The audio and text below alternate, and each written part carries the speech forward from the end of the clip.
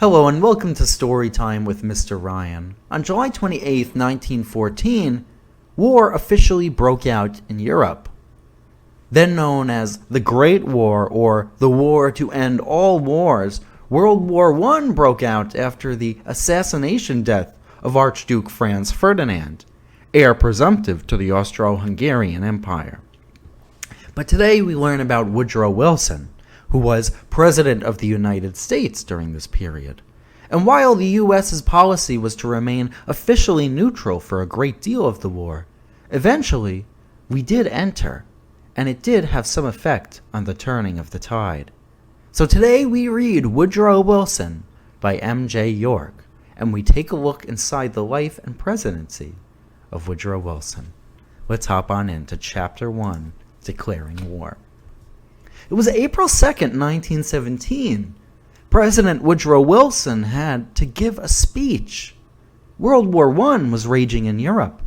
The United States was at peace. Wilson wanted the country to stay that way. But the war was changing. Wilson had to make a decision. The war had started 3 years ago. It was dividing countries in Europe. France and the United Kingdom were on one side. Germany and Austria-Hungary were on the other. German submarines attacked enemy ships. Many people died. Germany sank several U.S. ships in early 1917. This made many Americans angry. Then British spies found a secret note.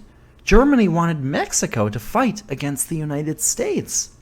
The note made many Americans even angrier. Wilson was tired. He had not slept the night before, and he did not want to go to war, but he felt Germany left him no option.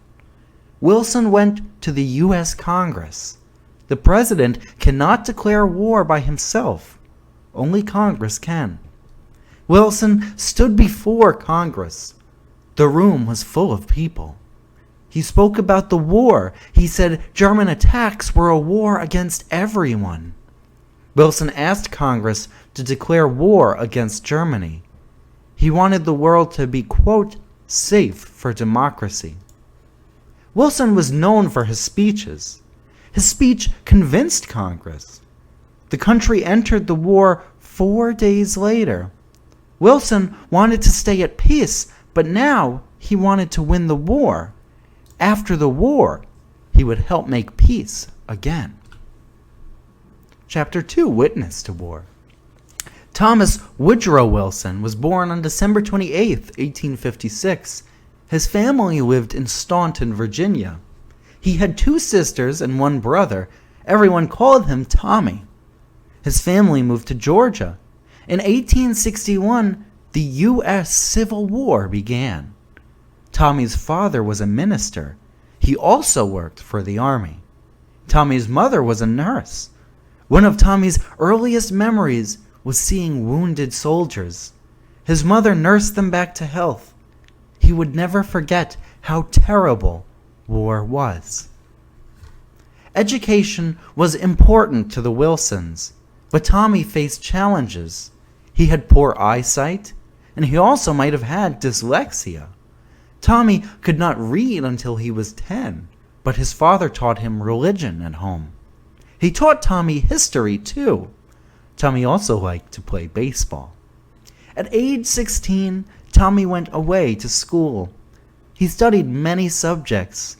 He learned how to write and how to give speeches. Tommy went to college 2 years later.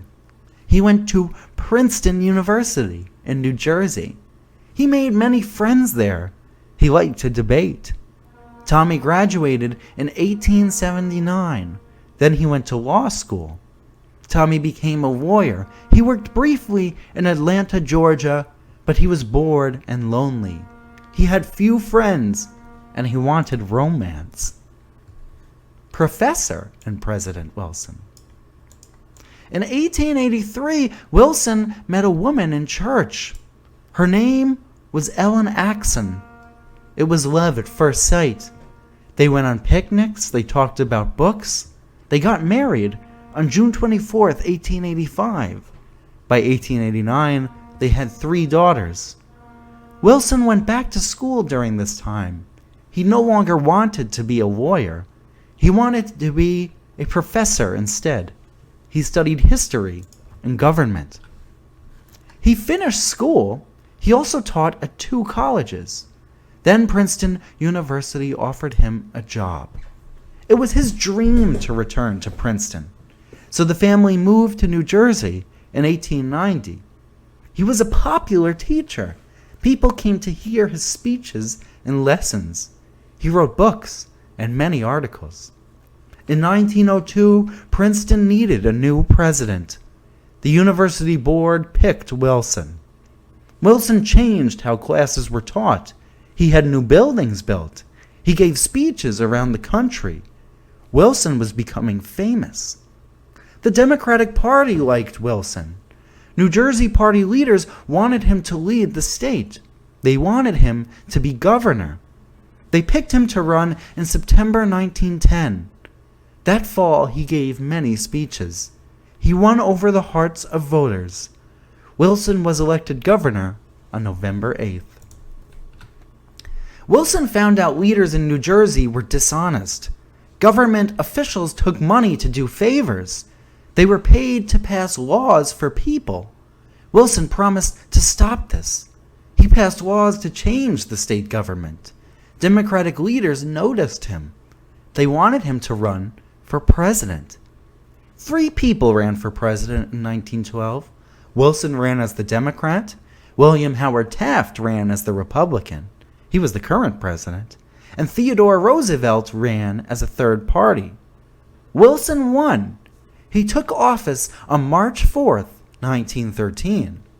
As president, Wilson worked on important issues.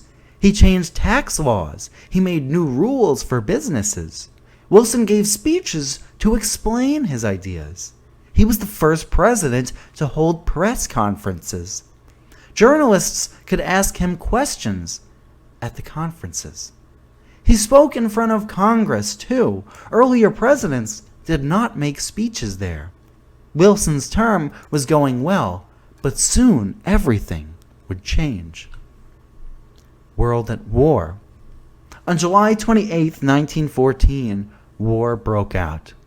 Austria-Hungary declared war on Serbia. Soon, most countries in Europe were fighting. World War I had started. Wilson's wife Ellen felt ill.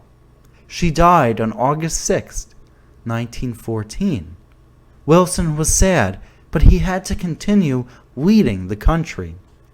The United States did not take a side in the war, but it traded with Great Britain and France. The United States was also friends with Serbia. It was less friendly with Germany and Austria-Hungary. In May 1915, Germans sunk a British ship. Americans were on board. They died. The United States still did not enter the war. Wilson ran for a second term in 1916. The election was close, but he won. At this time, the United States faced many social problems. Women wanted the right to vote. African Americans wanted more rights.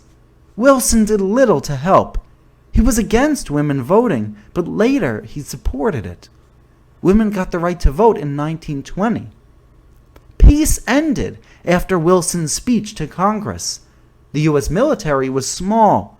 It had to grow quickly. A draft forced men to fight. American troops helped win World War I. Fighting ended on November 11, 1918. World leaders had to make a peace treaty. Wilson helped. He wanted to prevent other wars. He had 14 main ideas for peace. He wrote them down. They were called the 14 Points. The leaders used some of his ideas, but the U.S. Congress did not sign the document. In October 1919, Wilson had a stroke. Wilson left office in March 1921. It was the end of his presidency. The United States never signed the peace agreement. Wilson's health did not get better. He died on February 3, 1924. He was 67 years old. Wilson made many changes during his presidency. He started new practices such as press conference. He led the country through World War I. He worked hard to keep world peace. Well, thank you guys so much for watching. I hope you enjoyed this story time. Please feel free to check out this timeline of events that they put together. And as well, I also encourage you to check out this glossary if you came across any words that you were not familiar with. I think it's important, especially now, to remember those who've made sacrifices during wartime to keep our country ultimately at peace. So, thank you guys so much for watching. I enjoyed reading this little picture book biography with you. Please feel free to check out my other stories on this channel. And if you're looking for fun activities you can do from home, go ahead and check out veronalibrary.org/children. Until next time, I'll be seeing you. Thanks for joining us. Bye-bye.